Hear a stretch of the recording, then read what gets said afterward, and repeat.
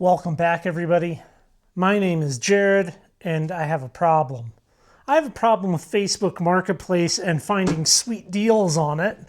We were recently down in Tucson, Arizona, and well, there was a Gryphon diamond bandsaw up there for $200. Now, typically these machines are 600 or so, and this thing is not perfect.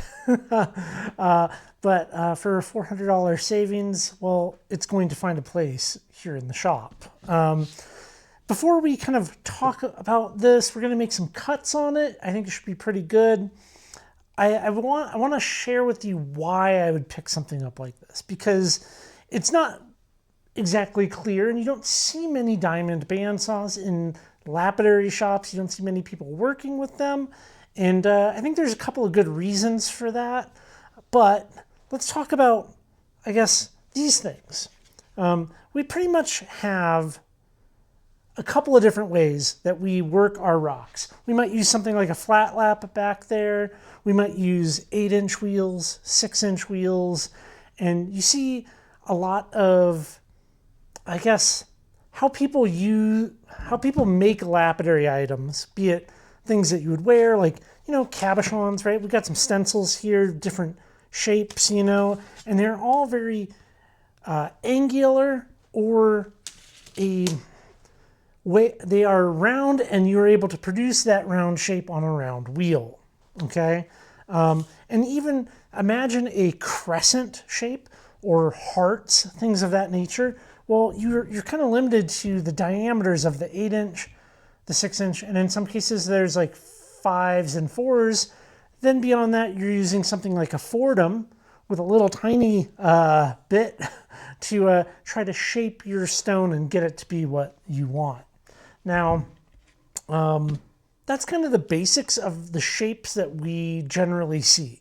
With something like this, well, we can produce a lot of different shapes, seemingly impossible shapes that would be difficult to make otherwise. We're going to try to make one in a little bit, but I have been inspired by something frankly beautiful, and I would like to share it with you. This book is the inspiration. If you're watching this early on Patreon, well, pause it, go find Creating Lapidary Art Working with Gemstones by Olive Kohlauer. Just go find it right now and come back. If you're watching this on YouTube a couple of days from when this is released on Patreon, well, you're probably out of luck, and good luck finding it. So who is Olive? I've read many of Olive's articles in Lapidary Journal, and they're nothing short of amazing. However, in this book, we get to see some of her intarsia, some of her carvings, and more importantly, her Commesso Pietradoras or Florentine mosaics, which that's what this is. And this was the inspiration for me to start looking for a bandsaw, with maybe the hopes of someday making something 10% of what I'm about to show you here.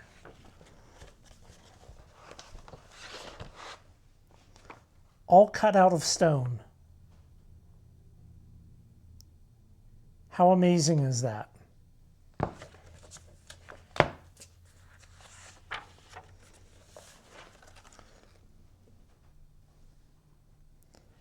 So these are reprints of the articles along with high quality photos that were taken by her son. This also does contain, the instructional articles, some of her poems and writings. And to be able to cut a thing like that from stone and meticulously fit those pieces together is incredible. And it is 12 inches by 14 inches. So these are relatively large works of beautiful lapidary art. There's so many great techniques discussed in this book, different the methodology that she kind of pioneered in many ways, this piece being 14 inches by 16 inches. And one of the things that is important, she shows some of the construction techniques in here, as well as this diagram, which is absolutely insane to think about producing something like this with 1960s tools, let alone even today. There's a reason why people don't make things like this, because, well, hundreds and hundreds of individually cut stones. Now, I believe that, well, the way she was doing it was extremely tedious, and a bandsaw could definitely accelerate that process. There she is with some of her trophies and awards.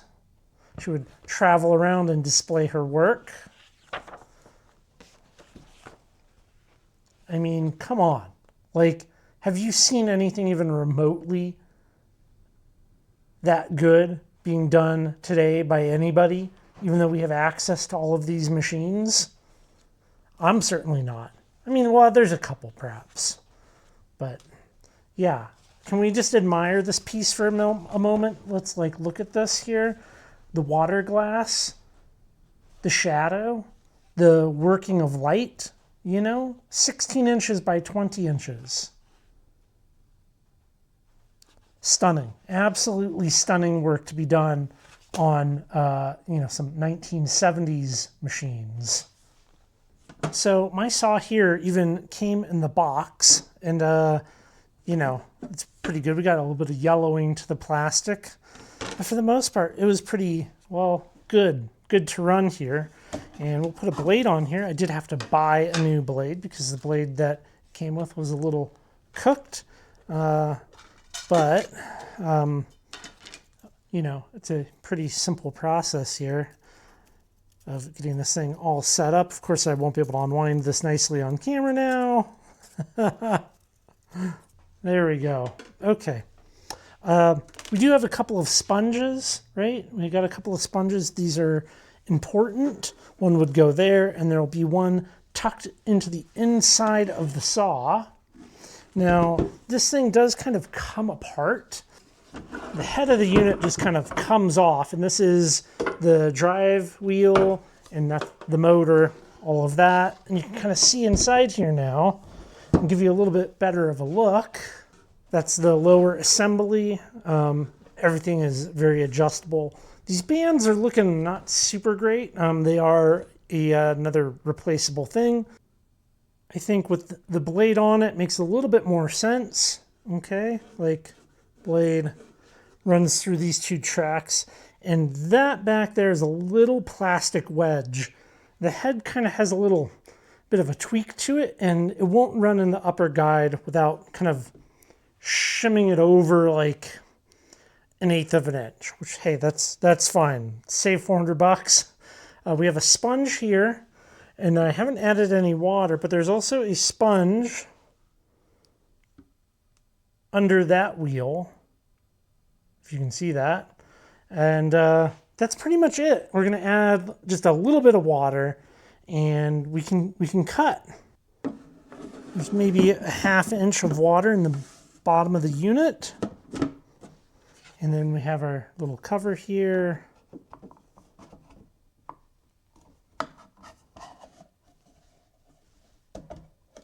And we have our bandsaw. I guess we could plug it in and make sure our blade is tracking properly.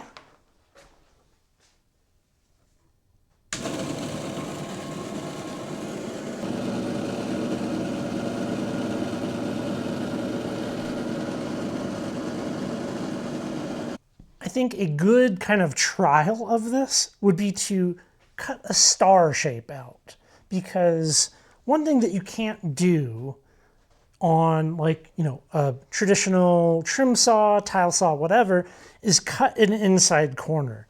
Because when you try to cut an inside corner, you're taking that round blade and you're cutting in here. And if you're cutting to the lines that you can see on the top, well, you're always going to overcut. So then your option is to undercut and try to come in later and square that up. Now, there are some saws where the table is below the arbor, if that makes sense. So you do get a more square cut, but the downside of that design is you can't push beyond the arbor like you can with these. So I think we should get a little star pattern going here and trace it out on this. and see if we can cut out a perfect star shape on the saw.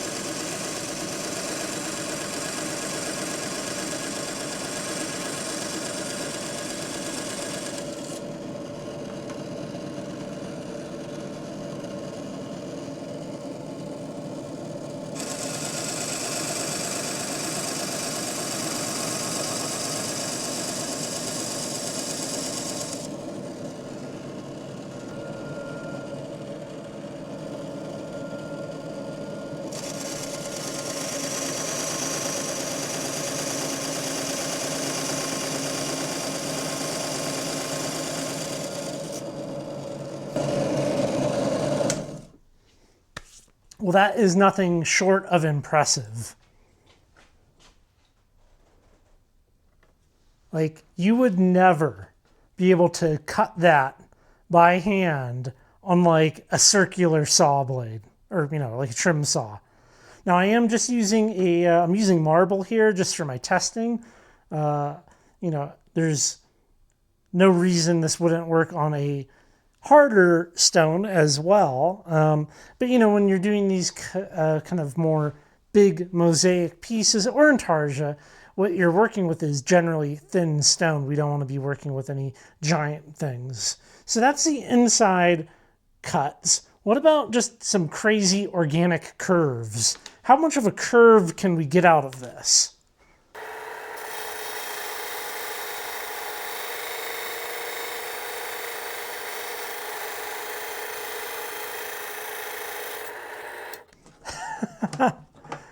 You could never cut a shape like that. Those big smooth, those sharp and smooth curves. The finish on that is incredible.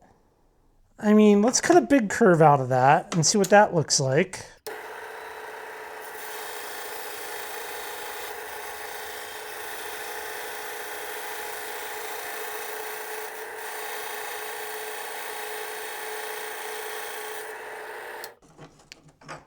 Like, what? Like, come on. That is so good. And the kerf is so thin that you can hardly see where it came out of. Like, that's very impressive. That's very impressive. It's one thing to cut the marble. How about a piece of Yellowstone River agate, this chalcedony here? If it does well on this, well, I suspect it would do well on a lot of things, because if you've worked this type of material, well, you know it can be hard. So yeah, I guess probably just go slower, of course, and yeah, give it a shot.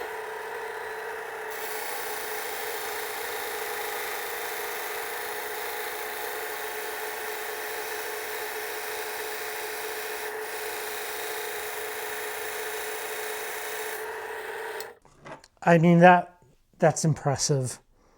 Like, I just clipped the corner off, but you're like, that opens up so many possibilities for what could be done. I think it's a little cringy and, well, quite frankly, stupid when YouTubers are like, a complete game changer. But this kind of feels like it. You know, when you spend so much time thinking about your craft or art of lapidary in this context of doming, round shapes, square shapes, angular shapes, to be able to open up kind of a different realm of organic shapes, inside corners. Think about inlay work, right? What if you had a much smaller star inlaid into another stone seamlessly, ideally, and then made a cabochon? Okay, so now we are creating more impossible pieces. I mean, you saw these curves that I cut here. You saw working with the Yellowstone agate. Yeah, you know, I think this is also a good lesson for me. I was definitely put off by bandsaws, mostly when somebody was, this is years ago, mind you, they were like, they're loud, the blades break, they don't work right, like, had a bad experience, and they kind of planted that seed in my mind. But seeing this, and I would say this is it's not the highest end, right? Like maybe on the low end, Inland with theirs, they make one, which I think it's like 350, 325, something like that.